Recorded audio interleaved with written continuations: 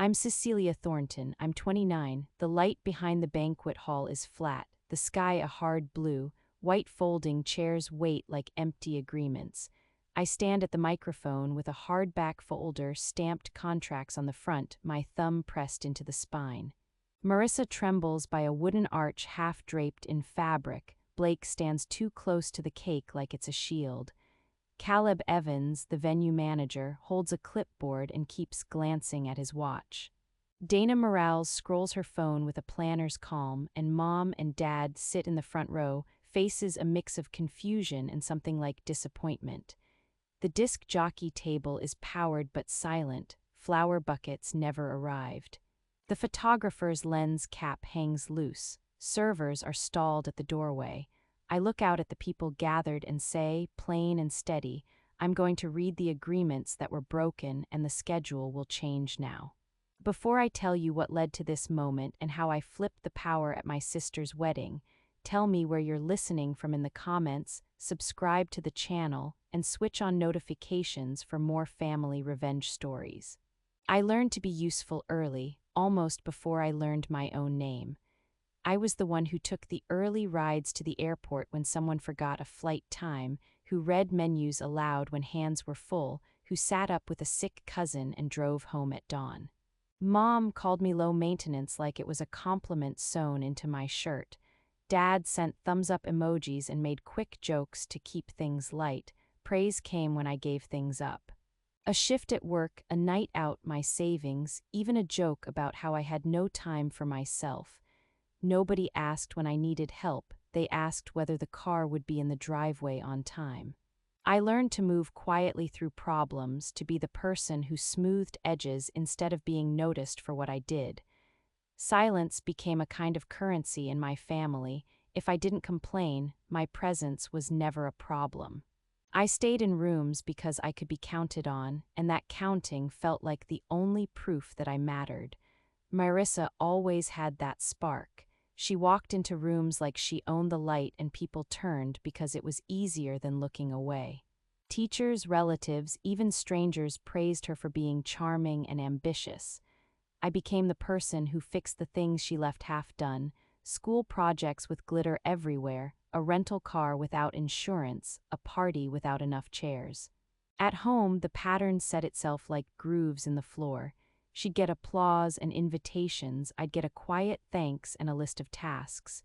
When she made a mistake and I solved it, the story told at dinner left me out of the narrative. Her name was on the face of the tale, and mine was the invisible glue. In school pictures, she smiled to the camera while I was behind with a stack of books or a clipboard. Over time, I started to practice disappearing by habit. Not because I wanted to be invisible, but because I learned that being necessary was safer than being seen. Money braided itself into obligation the same way. I kept a simple budget, the kind that lists rent, bills, and a line for emergencies that rarely got used. I picked up side work, freelance editing, a weekend gig helping a small nonprofit with their mailings, so I could say yes when my family needed a quick deposit for something or a last-minute flight. Family loans came with warm smiles and promises, "We'll pay you back later." That phrase became shorthand for never asking again. "We'll square it" meant I was not to bring it up. So I paid deposits, covered vendor holds, and transferred money with the same practiced calm I'd learned for packing bags. Saying no felt like betraying a family I'd been taught to protect. It didn't help that gratitude was performative. A thankful chorus at the wedding shower, a glass raised in my name, then quiet when it came to the ledger. I started to think of money as a rubber band I kept stretching until the tension threatened to pop, all to keep the family picture looking smooth. My day job taught me to see contracts like maps. I answered vendor emails, kept calendars, and learned that small words in documents changed big things. Authorization meant permission from a named person. A non-transfer clause meant you couldn't silently swap who was responsible. A payment milestone was a date when money had to hit an account, not a suggestion. I started to file everything by date and subject. Receipts scanned, message threads saved with clear file names, PDFs printed and put into a slim hardback binder at home. I learned to read a clause and translate it into plain language for myself, no lawyer talk, just the action it required. I didn't brag about it, I practiced explaining contracts in one-line sentences to people who didn't want the details. When an invoice came in, I checked who was listed as the customer and who had to sign off for the license. Little habits added up. Screenshot a payment confirmation, forward the vendor email to a backup address, set a calendar reminder 3 days before a milestone. These were not dramatic moves. They were steady, practical things that built a quiet power. I kept all of it close, not because I wanted to wield it, but because I learned early that being prepared was the best way to keep the people I cared about from falling apart. My first attempts at boundaries weren't dramatic. I tried to set limits in soft sentences and was met with surprised looks as if sudden clarity were an attack. Once, when Marissa asked me to cover another deposit at the last minute, I said, "I can't front this month." Her face tightened in a way I recognized from years of practice. Friends leaned in, confused. "You're being dramatic," someone said later, and the room turned away from my explanation, the way people turn their heads from a movie that has become too real. The next time I practiced saying no in shorter sentences, I learned to keep my voice calm and my words brief. "I cannot do that" became my script. I stopped adding reasons because reasons invite questions.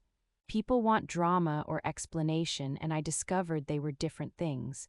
Saying no once felt like slamming a door, twice it became a hinge that would close quietly. I promised myself then not to plead. That promise shifted something inside me. I would respond with paper when it mattered, not with loudness. I started to translate disputes into actions, emails, receipts, signed documents, because those couldn't be dismissed as mood or oversensitivity. Boundaries made me feel less at the mercy of someone else's version of events. They kept me from unraveling in public, and more importantly, they guarded the part of me that wanted to be seen for what I did, not erased for it. I didn't arrive at this plan alone. There are people who saw the pattern and named it for me. Priya Shah, my best friend, listened on nights when the hurt hummed in my chest. She didn't tell me to calm down or to forgive as a reflex. She asked practical questions: who signed the contract? Do you have a copy? And helped me frame my anger as a resource, not a breakdown. Hannah Brooks, one of Marissa's bridesmaids, was quieter about it, but she left a trail of small signals. A forwarded message, a look that said she noticed when I wasn't invited into a group chat. At work, coworkers who respected checklists and hard facts became allies without meaning to. Jordan Patel would remind me to archive a thread, to include dates in subject lines, to print a confirmation. Vendors I'd worked with professionally understood checkpoints and timelines, and they respected a clear voice. These people taught me to trust information, not whispers. They also made me see that not everyone would help, and that's okay. Knowing who would listen and who would use me, I started to build a soft network of witnesses, people who could corroborate dates, calls, and payments without drama. Nobody staged my back. They handed me tools and stayed ready to hold up details when I asked. That support felt less like rescue and more like confirmation that I wasn't making this up. Allies don't always show up when you expect them, but the ones who do hand you the receipts and stay quiet until you decide what to do with them. Habits that saved me later began as small compulsions. Screenshot a confirmation, save it in a folder named by date, forward the vendor email to a backup account, set a calendar reminder 3 days before a milestone and one 24 hours before. I carried a slim hardback folder in my apartment where I printed pages, authorization documents, maps of payment dates, a line-by-line translation in my own plain words. I learned to explain a contract in one sentence so that someone who didn't want the legalese could still understand what mattered, who pays and when. Before a family event, I would double-check who was listed as the responsible party on each contract and which clauses required their signature. I practiced describing those clauses out loud to myself, quietly, like rehearsing lines for a performance I didn't plan to give. I also kept a backup digital copy, dated and labeled, and I used subject lines that read like receipts. Payment received, date, vendor name. When people laughed at me for being meticulous, I smiled and saved another thread. These habits weren't about paranoia, they were about respect for the work I did. They meant that when someone tried to rewrite a story later, I could lay out the physical pages that told a different truth. The ritual of organizing calmed me, too. The tactile action of stapling, labeling, and filing turned a messy hurt into something I could handle. In tight moments, that order felt like armor. So when Marissa called to tell me they were engaged and wanted a big wedding in Napa, my first reaction was the practical one. What vendors, what dates, what holds? Her voice was bright and loud in a way I recognized as showtime. She asked, "Can you lock vendors? I want everything ready so people don't have to stress." Her plan sounded like a film I had seen before, big dreams, tight deadlines. I said yes because that's what my muscles still did by default. I booked early morning calls with the venue manager, paid deposit links while balancing spreadsheets in a coffee cup-stained notebook, and confirmed dates by email. I saved each reply as a PDF and named the files by vendor and date. I put the venue deposit on my card because the reservation needed a guarantor and the earliest slot was open that day. I transferred money for the photographer's retainer and arranged a Zelle to the florist so the hold wouldn't lapse. I told myself I was doing a favor, that this was family, and I believed it. I clicked send on confirmations while my heart kept a small tally. In the back of my head, a familiar voice asked whether I wanted my name tied to all of this, but I pushed it down. Locking vendors felt like sealing in a future moment where everyone would smile, and I wanted that too. What I didn't know then was how those deposits and confirmations would become the exact levers I would later use to undo the version of my family that tried to erase me. Marissa asked for administrative access like it was a casual digital handshake. "I want to move things around for surprises," she said, laughing. She wanted to control links, passwords, and the calendar. I gave access because my instinct was still to trust and because she'd promised to add me back. A week later, she changed passwords and removed me from vendor portals. The notifications arrived on my phone, a small, cold series of messages telling me I no longer had permissions. I sent a request to be re-added and got a text that read, "Later, cease, I'm on it." Later arrived as silence. I started logging what I could still see. Emails where my name was listed as guarantor, PDFs that still bore my signature, and vendor replies that addressed me directly. Some systems had non-transfer clauses I had read when I first booked them. Others listed a person by name as the one to confirm the license or final counts. I made a checklist of which gates only I could open and which vendors could proceed without me. It felt weird to watch access drain away like water from a bathtub, but I didn't panic. I documented each removal with timestamps and saved the emails in a folder labeled Access Removals with the date. Taking notes became an act of refusal to be erased from the story my labor created. I didn't call to beg to be let back in. I put my attention on the parts that still required me and started mapping how those parts could be nudged to ask the right questions in the right way. The message I wasn't included in reached me in a way I didn't expect, a screenshot from Hannah on a gray Saturday afternoon.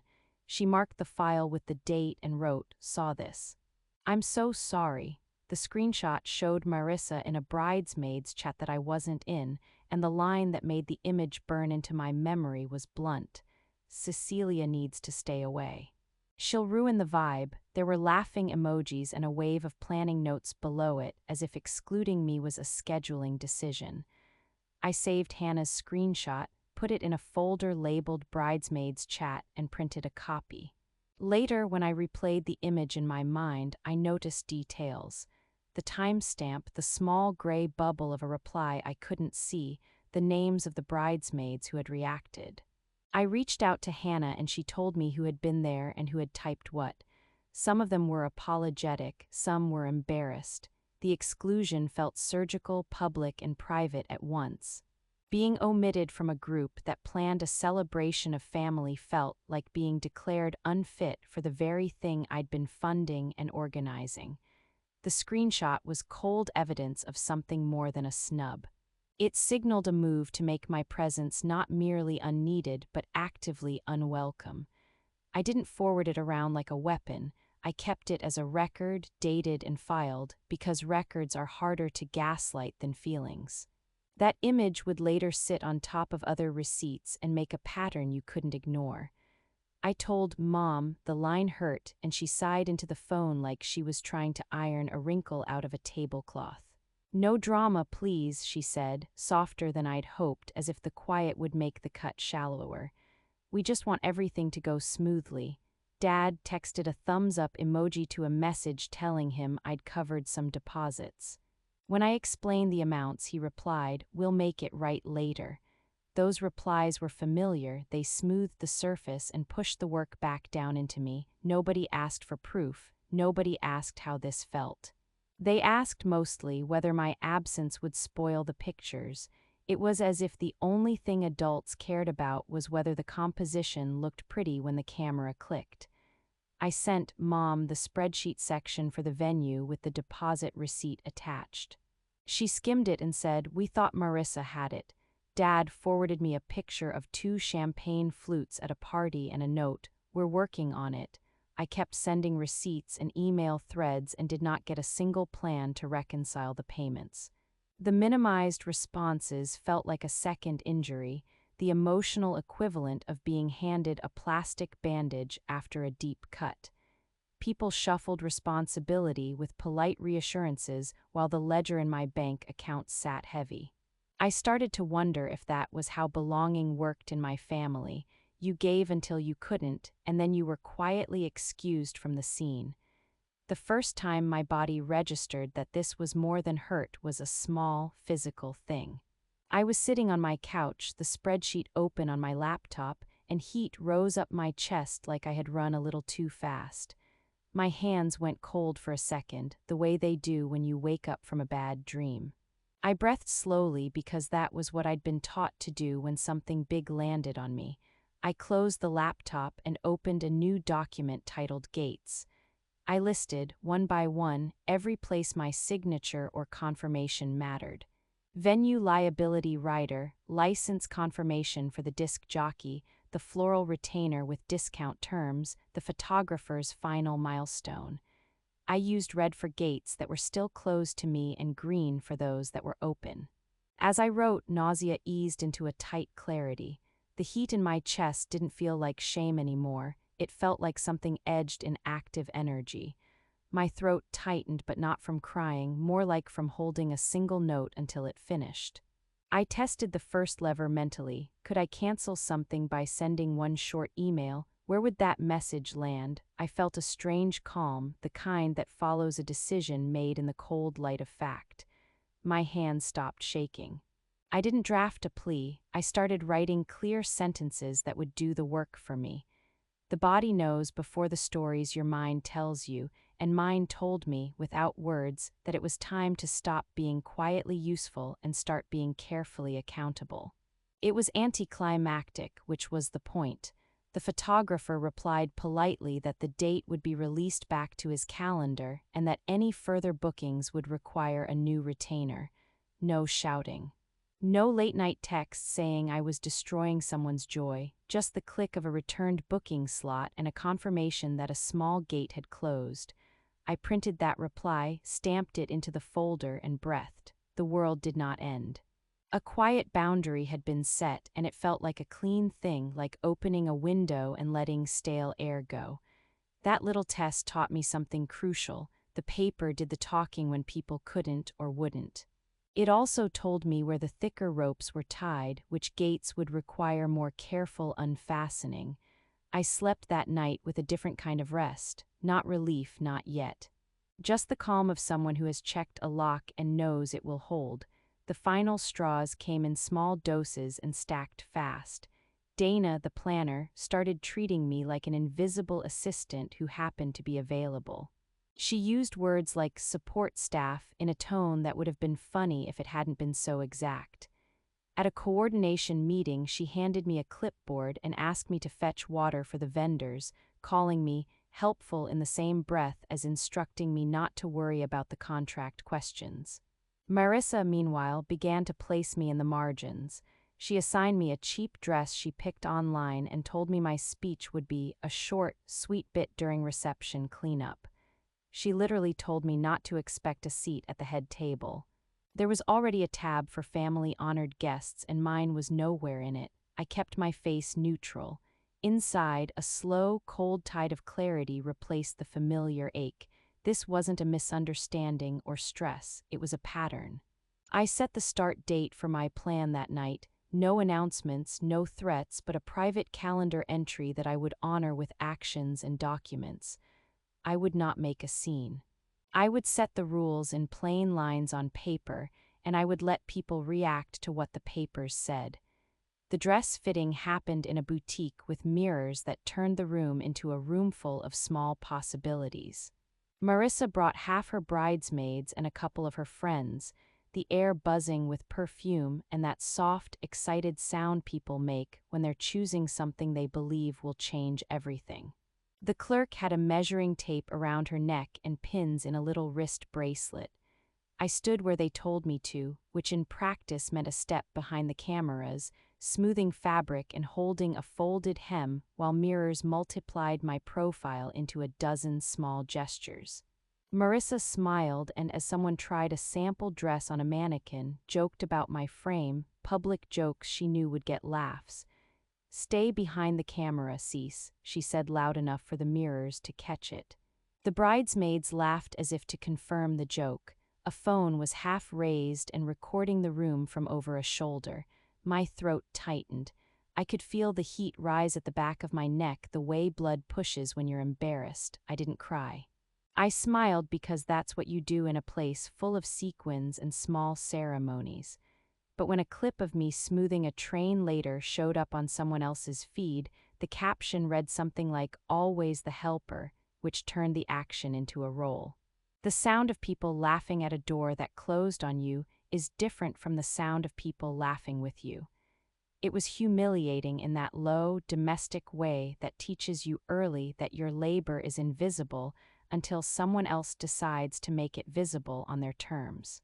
A week later, Marissa called with other people in the room and used the speaker phone like a town square. The sound of laughter surrounded her voice and flattened it into a comfortable chorus. She said with a smile like a coronation, "Cecilia needs to stay away from my wedding. She'll ruin the vibe." The sentence landed into the speaker like a stone dropped into a bowl, and I could hear the ring it made. I didn't argue. I let the words in and out like you breathe when you need to conserve energy. I saved the call as a voicemail, labeled it with time and date, and sent myself a copy to the folder labeled evidence. My hands recorded the act mechanically, tapped the phone, pressed the menu, save as file, forward to backup email, because that was how I had trained myself to handle things that mattered. Later, when I replayed the clip, I noticed the small inflections, an edge of laughter after the sentence as if it were a joke, a pause where someone else agreed. The sound made something in my chest shift. For a moment I felt the familiar impulse to explain, to plead, to say the things I always thought would make people see me. Instead, I logged the time. I wrote in a notebook with a thin black pen the exact words. She told me to stay away from her wedding. She said I'd ruin the vibe. I dated the page. I closed the notebook and put it into the folder where the other pages lived because that is how I started to answer. Not with noise, but with proof. I used colors in my head first, red for things only I could do, green for things that could proceed without me. Then I printed the list and highlighted the same colors with a highlighter I keep in my glove compartment for reasons that now made sense. The physical act of coloring a line brought a steadying effect. My hands stopped shaking. Writing the gates out turned the emotion into a map I could follow. I circled dates, noted whether payments had cleared, and added who at each vendor I'd spoken to and when. A tiny file folder in the seat pocket got the printed page labeled with the date. I made a short note to myself: do not answer with feelings, answer with clauses. Saying it out loud felt like telling the body what the mind had already decided. I breathed longer and slower, and with each exhale the hot shame that had sat on my chest cooled into something practical. The driveway cry wasn't the end of anything. It was the line I crossed from being someone who took hurt inside to someone who would use the facts outside.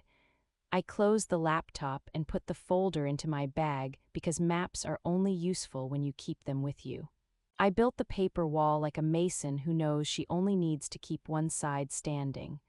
I went to the printer and fed pages, vendor emails, copy of the signed contracts, receipts with transaction IDs, screenshots of the bridesmaids' chat, the voicemail file printed as a transcript, and a few notes in my plain handwriting.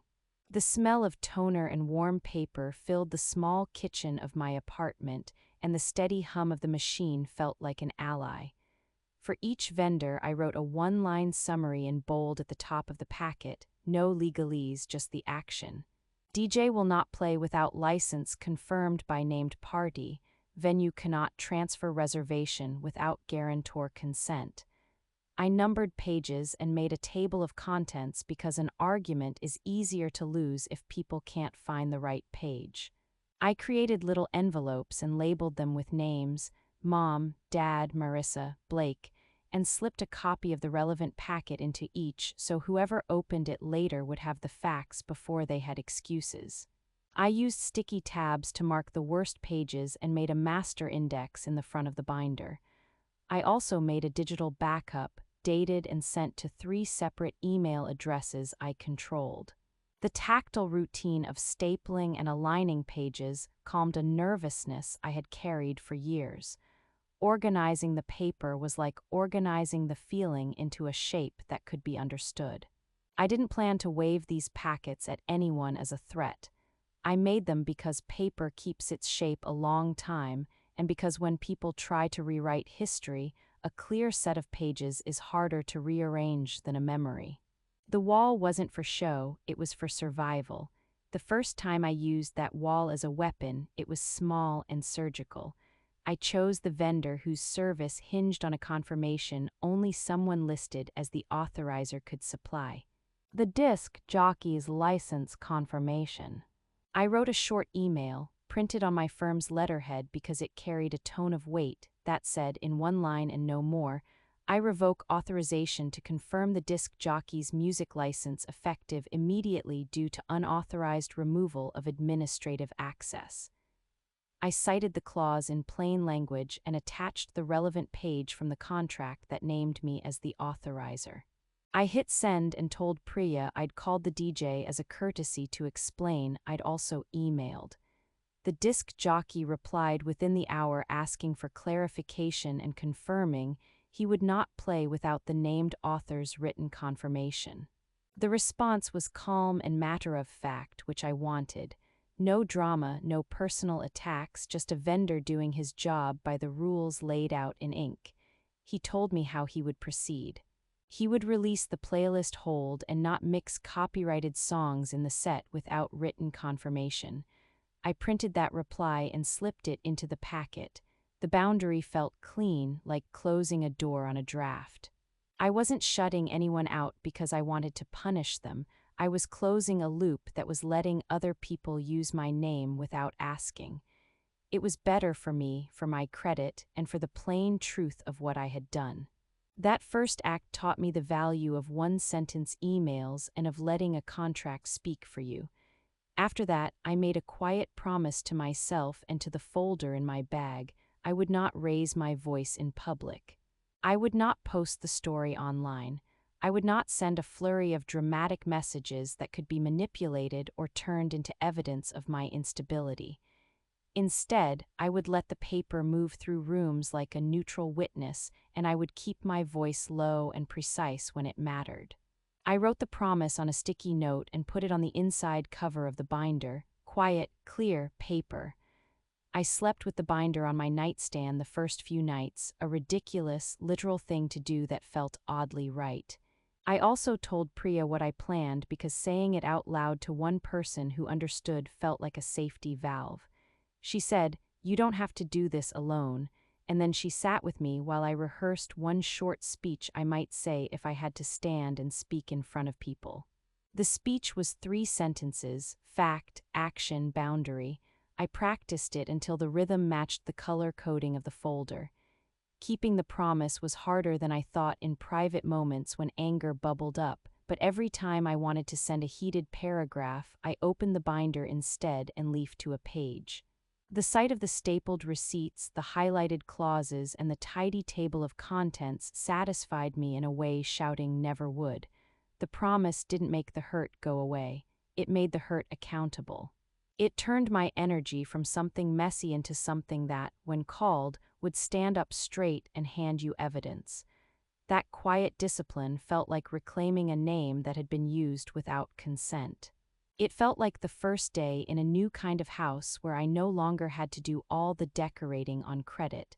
I mapped the results into a gate list. The venue had a rider that required the guarantor's written consent to transfer a reservation. The disc jockey needed a named confirmation for licensed music. The florist's discount was valid as long as the original retainer remained in force under the same customer name.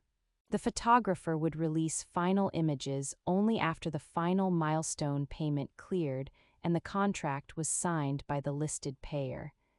I made a visual chart on a big sheet of paper. Vendor on the left, trigger in the middle, consequence on the right. I drew red lines from the items that could only move if I moved them. I also noted which vendors had easy fixes and which would need someone to step up and pay immediately if I stepped back.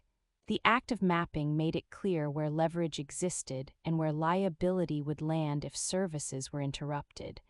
I didn't fantasize about drama. I wrote down real results.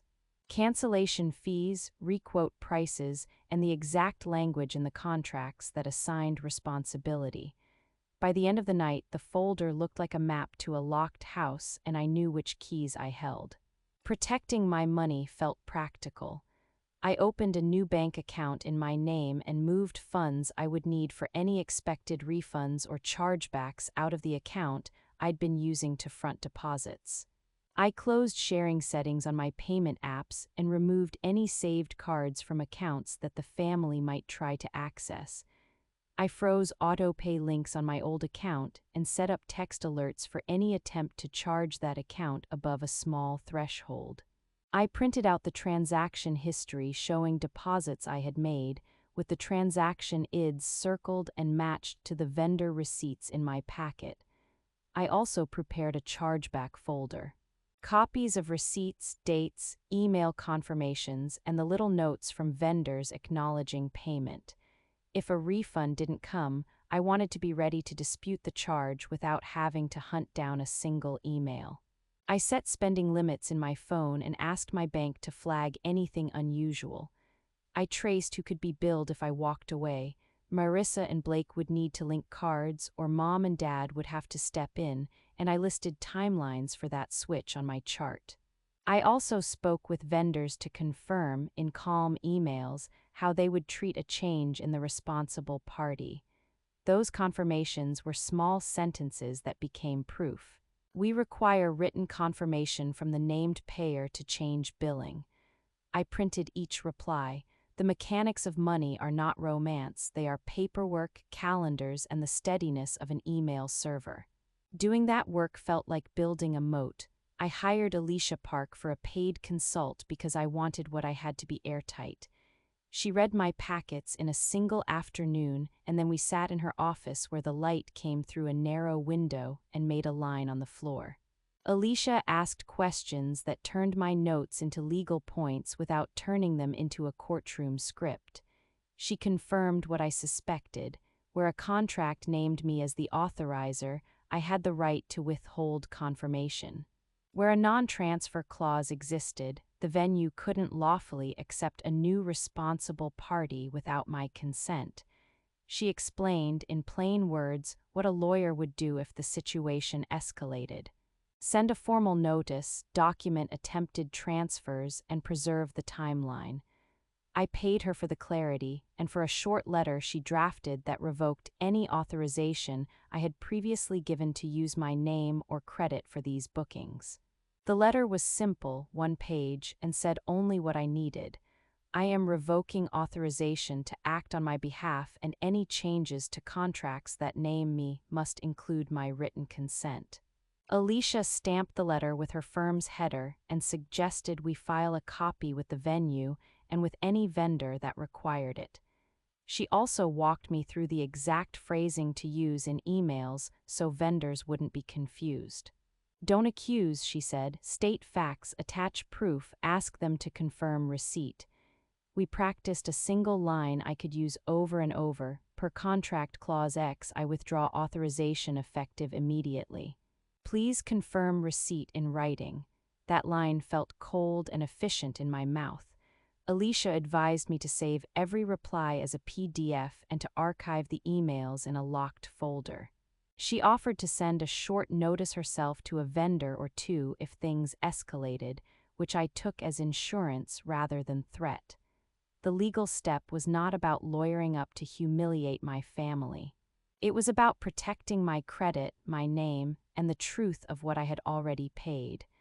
Having Alicia's letter in the folder changed the weight of the papers from personal notes to a legal record. It made the next steps not a spectacle but an enforcement of plainly written agreements.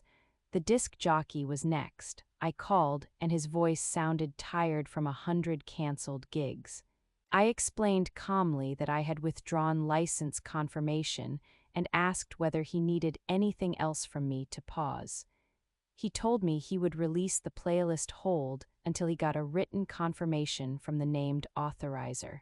That became a short message in my folder: DJ will not play without written confirmation, which I emailed to Dana and CC'd my backup addresses so it would be formal and on record. The photographer answered with questions about refunds and retention of images. I sent him the receipt and the milestone schedule, and he replied that the date would remain on hold pending payment from the listed payer.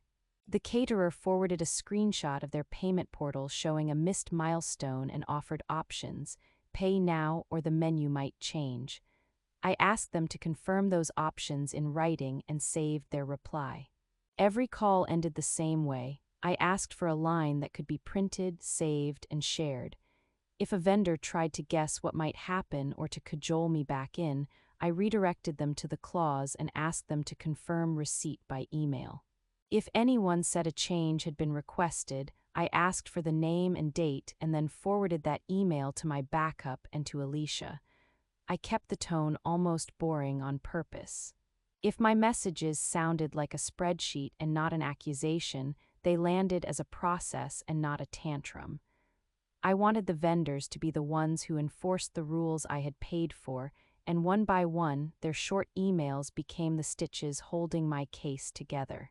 I made evidence packets next, and I treated them like small, quiet exhibits. For each packet, I printed the key pages first: the signed contract, the deposit receipt with the transaction ID circled, any email where the vendor addressed me as guarantor, and a copy of the bridesmaid's screenshot or voicemail if it related.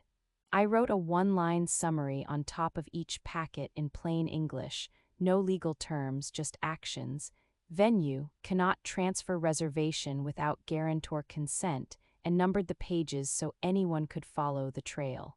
I created a master table of contents and placed it at the front of the binder, then made individual envelopes labeled Mom, Dad, Marissa, Blake, and Dana. Each envelope contained the few pages most relevant to that person. Mom got the venue pages and deposit receipts.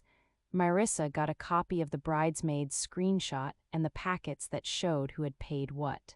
I also made packets for vendors and for the venue manager and left a copy at Caleb's office with a short note that said, "For your records, copies of authorizations and revocations." When I walked into the venue to drop that packet off, the hallway smelled like cleaning solution and old linen, and Caleb's face was neutral. He took the binder and said, "I'll file this." His tone made me feel steady.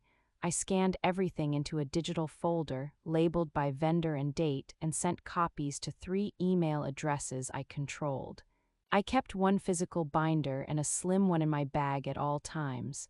The tactile part of it, the stapling, the sticky tabs, the thick paper, made the thing feel real in a way a screenshot doesn't. It was proof you could hand someone and say, "Here, read it." I wanted the packets on the table when people later reached for explanations. I used a little strategic misinformation because I wanted the collapse to be public and unavoidable, not a private scramble. I fed the planner 2 harmless decoys, one an email that suggested a minor change had been made back in the vendor portal. Nothing legal, just a harmless note that made it look like administrative access had been restored. And a second, softer message I sent to a bridesmaid who I trusted to hold the line, telling her I had been told I'd be re-added and to expect everything to be fine. Those decoys were scripts, not lies meant to hurt. They were small nudges to get the planner to act in public. I also sent Dana an email that read like reconciliation. "All good now, thanks for your patience," which sounded like a calming update from a sister. Dana, relieved, began to tell the caterer and some of the family that details had been resolved. That public reassurance is what made the later enforcement visible, when the venue manager said, "No," and the DJ said, "I don't have confirmation." The room had already been told the opposite, and the gap was undeniable. I kept my own messages minimal and flat. I refused to post anything on social media that would let them frame me as unstable. The decoys were precise and limited in scope, enough to get the planner to speak publicly, not enough to make any legal change. They let the truth unfold in front of witnesses, which is what I needed. If every person in the room had been prepared for a smooth afternoon, then a sudden insistence on written confirmations would be experienced as a disruption, and disruptions in public are harder to rewrite. I watched how information moved, who forwarded what, who confirmed receipt, who panicked. My role was not to lie but to set a stage where the facts could no longer be politely ignored. The strategic nudges made the unraveling happen where it mattered, under white chairs and a half-draped arch, in front of the people who had been comfortable pretending nothing was wrong. I set alarms on the calendar for every single action, an alarm to send the venue letter, a reminder to call the DJ, a beep to follow up with the photographer, a final check on the caterer. Each alarm had a short script attached. The exact one-line phrasing I'd practiced with Alicia so my words would be consistent.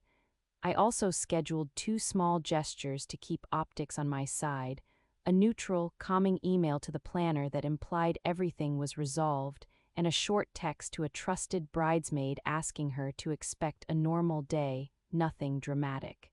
Those little nudges made the sudden enforcement undeniable. People had been told one thing publicly and would then confront another reality in front of witnesses. That public gap is what I needed. No amount of private persuasion could bury a printed contract that said otherwise.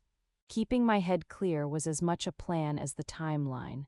Emotional discipline felt like training for a race: sleep, hydrate, eat, repeat. Priya insisted I take midday naps, and she dropped off a care package of tea and a tiny hot pack for my neck.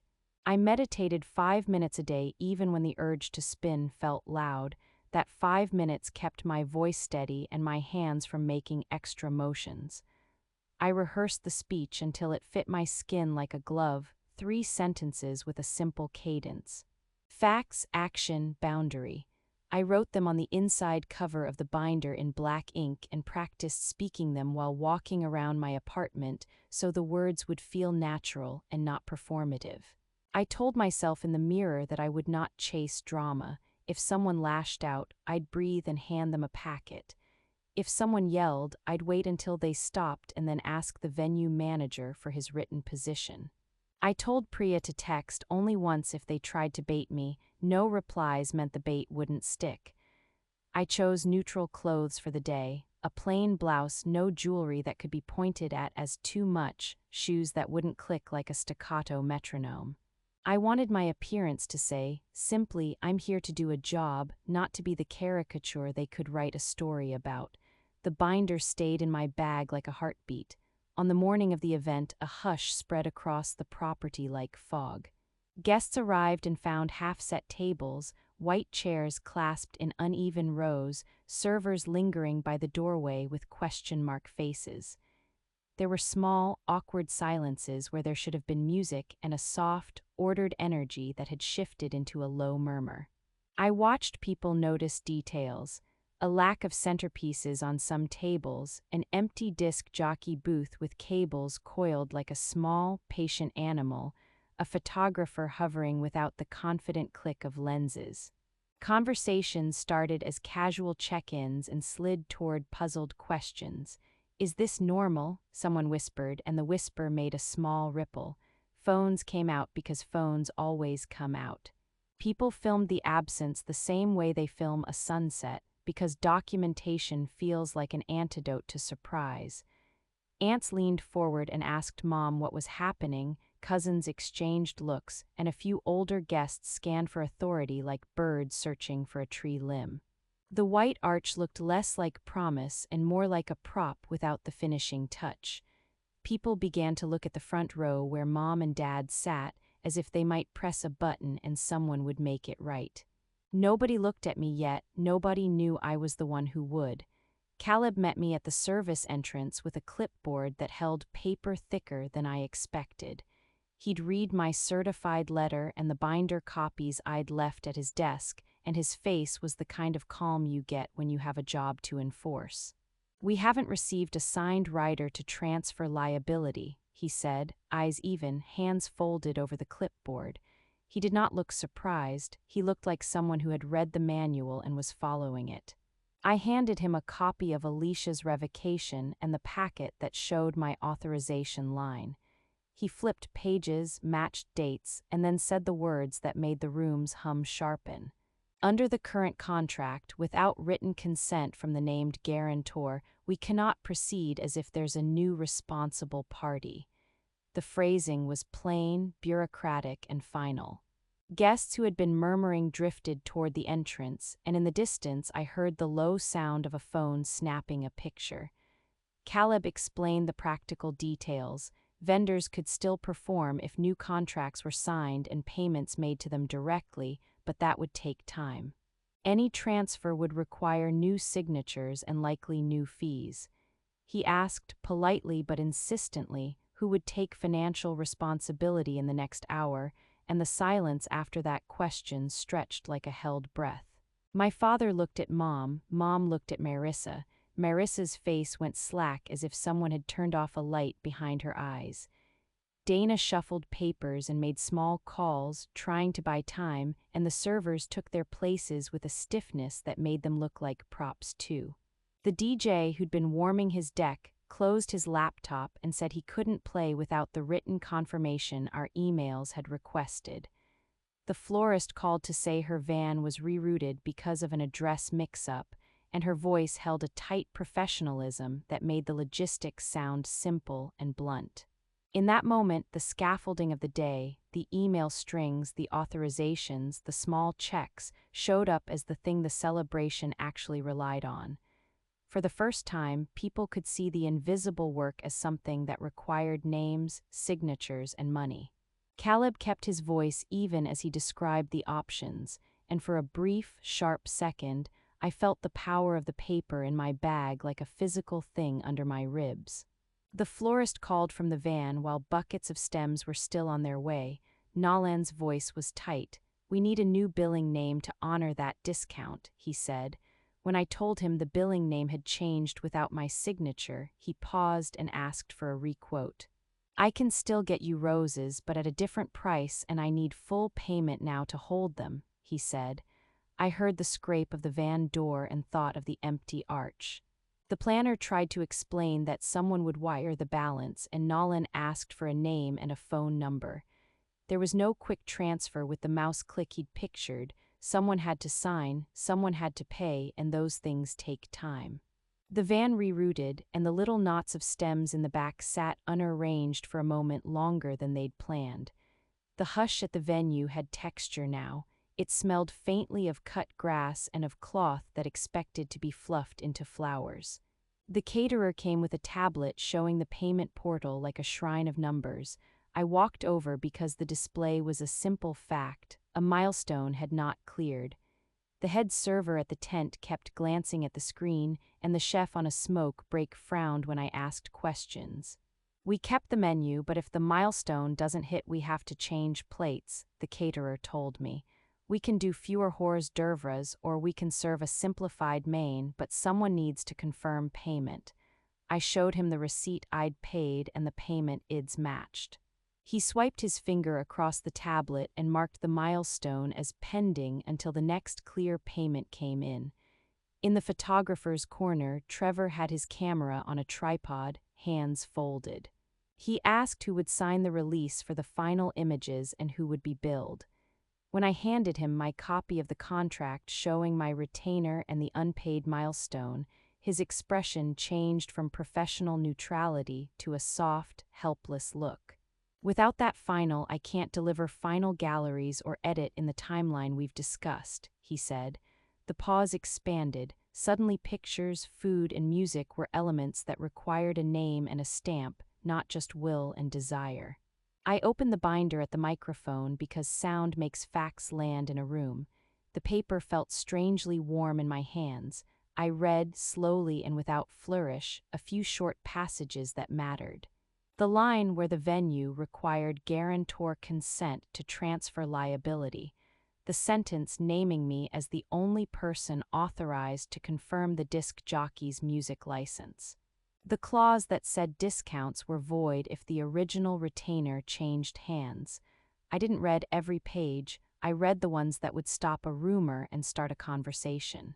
I handed packets to Mom and Dad and then to Marissa and to Blake, arranging them on the small table near the microphone so anyone could take one. I didn't aim them like a weapon. I set them down as if placing glasses on a table so guests could see where the liquid had been poured. "These are the receipts and the contract pages," I said. "They show who paid what and what still needs authorizing." People leaned in. A woman near the front row squinted and then opened the packet like a child unwrapping a simple gift. Her mouth formed a small O and her fingers kept turning pages. When the pages circulated, the room's mood shifted like a weather front. Conversations that had been small questions became a flurry of exchanges. Bridesmaids whispered, some with surprise, some with guilt.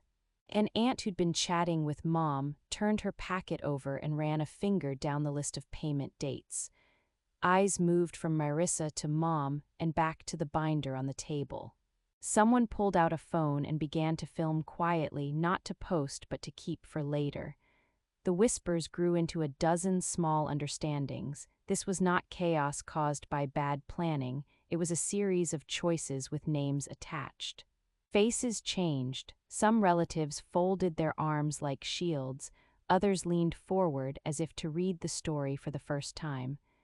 A friend of Marissa's who had been laughing a half hour earlier now looked at the receipts as if seeing a trick reveal itself. Blake's color drained, and he scanned the documents like a person who had always assumed someone else would be in charge of the math. For the first time that day, people looked at Marissa and then at the flat paper in a way that connected the two. When the murmuring settled into focused attention, I said 3 sentences into the microphone, each one slow and precise.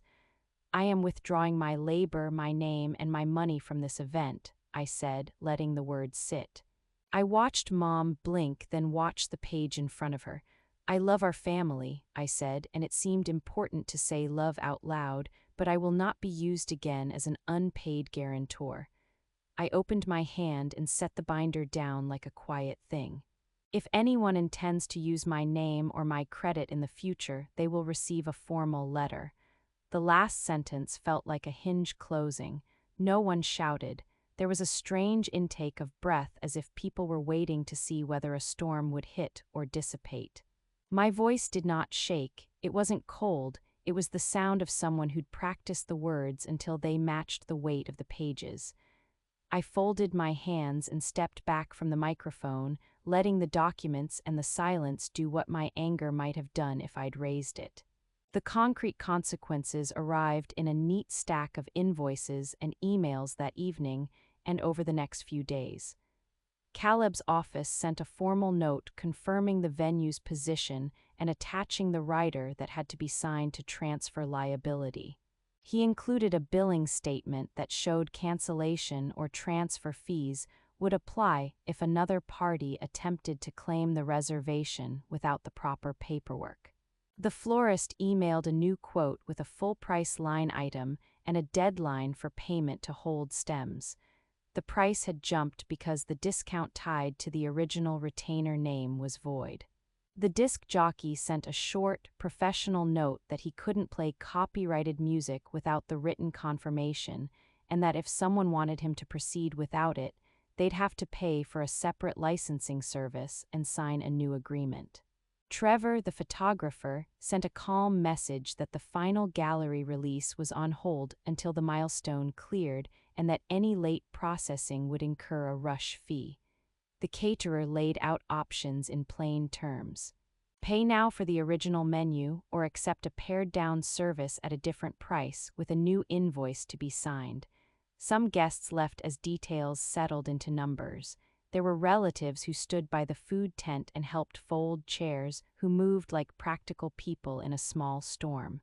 Others drifted off in clumps, the day shrinking because the scaffolding that held it up had been quietly boxed and labeled. A few stayed, uncertain whether helpful hands could make a new kind of day out of the ruined one. Vendors were direct and professional. They weren't invested in family dramas, and they made decisions by policy and ledger. The day contracted around those clear rules. Whatever illusions had smoothed the rough edges of expectations were gone. In their place sat invoices and emails as simple as receipts. Family dynamics shifted in ways that were immediate and small, and in ways deep enough to leave new lines in the sand.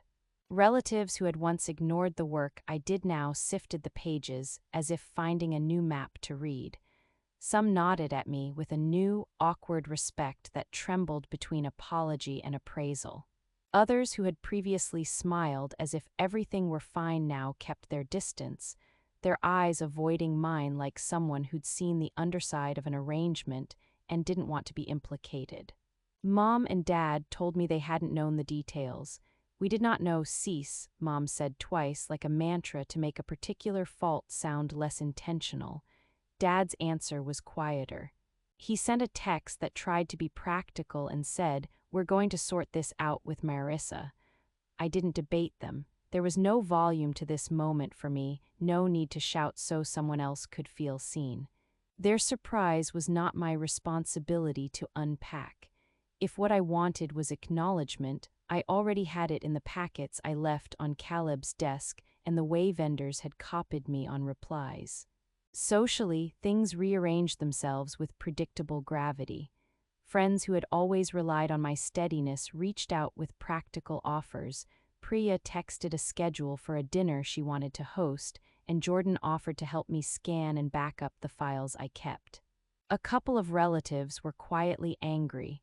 They sent pointed messages that read like small accusations and then stopped trying to make me feel guilty when I didn't respond the way they expected. Some people admired the quietness of my method and respected the way I took care of my own work. Others feared what it meant to be on the receiving end of someone who decided to protect herself with documents and firm language. That fear made them change how they asked for favors. Requests that once came in the casual tone of family obligation arrived now with an extra line, "Will you help if I reimburse you?" It was a small, good shift. It meant I no longer had to read between their lines to guess whether I would be expected to cover the cost. I started to hold boundaries that would not budge because they had been written and because people had seen the cost of ignoring them. I blocked the bridesmaids' chat and left group messages where my presence had been reduced to a performative note. I sent a single, clear email to Mom and Dad that listed the deposits I had paid, attached receipts, and requested that any future financial asks come in writing with a clear repayment plan and a signature. I returned items that were not mine, a set of linens someone had left at my place, and a bridesmaid's bag I'd been given in a moment of assumed gratitude, and I asked for nothing in exchange.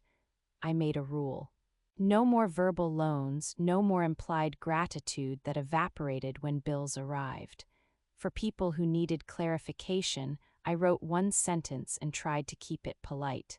If you expect me to cover vendor costs, please provide the written contract or sign a repayment agreement. It felt foreign and oddly satisfying to demand formality from family, to ask them to meet me in a place where obligations had to be recorded and witnessed. Those boundaries held because I followed through. When someone asked me to be available on call for planning without offering payment, I replied with the link to my calendar and a fee for an hour of consulting, nothing dramatic, a professional rate that matched the work I'd always done for free. When Mom asked if I could handle a smaller errand, I asked for the details in writing. The friction this created was minimal compared to the cost I'd been paying in silence. Having packets on hand meant I could hand people a page and say, "Here are the facts, choose." It shifted conversations from emotional labor to logistics. That in itself was a kind of peace. I didn't expect everyone to like the new rules. Some people didn't, but I favored the ones who did because they showed up in ways that mattered, not with a performance of sympathy but with practical help or with the quiet acknowledgement of a receipt. The binder went back on my shelf, a little thicker and less soft around the edges, and I stopped carrying the unpaid work of others like spare change. The day the wedding folded, some of the family learned that generosity without paperwork is fragile. I learned that my voice could be small and my actions could be exact, and that was enough to make a different kind of life possible. I also sent a short formal email to Mom and Dad attaching the receipts, the timeline, and a clear request. Any future financial asks must come with a signed plan for repayment or an offer to reimburse me within a set period. They replied with variations of surprise and apology. "We did not realize. We'll talk with Marissa," and then asked for time. I didn't argue. Instead, I archived the exchange in a folder labeled family and left space for a future conversation when people had actual offers to sign. I backed up the entire binder as a digital packet on 2 secure cloud drives and a physical copy in a safe deposit box. The paper that had felt heavy in my bag now felt like insurance. I had used it, filed it, and stored it. Cleaning up wasn't dramatic. It was patient, step-by-step work that closed doors on messy rescues and opened a clear path to reclaiming what was mine. Afterward, I found a different use for the skills I'd always been told were invisible. I started offering a low-cost contract review for friends and coworkers who wanted someone to explain vendor language in plain words. I charged a modest fee and called it what it was, an hour of my time and my attention. It wasn't charity, it was a way to value my work and keep my boundaries clear. Priya and Jordan helped me set up a simple webpage and a booking calendar so people could schedule a session and pay in advance. I did small consulting gigs, reading a lease, checking a photographer contract, things that used the same checklist I'd built for the wedding, but that now freed me to help others without giving myself away. I also planned a quiet dinner for the people who'd shown up. Friends who'd sent texts, a couple of relatives who'd offered help, and the vendors who'd been professional in the middle of the mess. It was a low-table meal, food that fit hands, and I cooked a simple main while someone else brought wine. We spoke about contracts and receipts and small betrayals, and we laughed about how many tabs I keep in a folder. It felt restorative to use those skills in places that felt reciprocal, where my labor was met with payment or literal help, not assumptions. The binder stayed on my shelf. I still bookmarked things and set reminders. Only now when someone asked for a favor, I asked for a line item and a date. It made conversations less awkward and my life quieter. If you've been in a similar situation, tell me about it in the comments. Where are you listening from? What happened? And how did you handle it? Subscribe to the channel, turn on notifications for more stories like this. And if you want, next up there's another revenge audiobook waiting to play.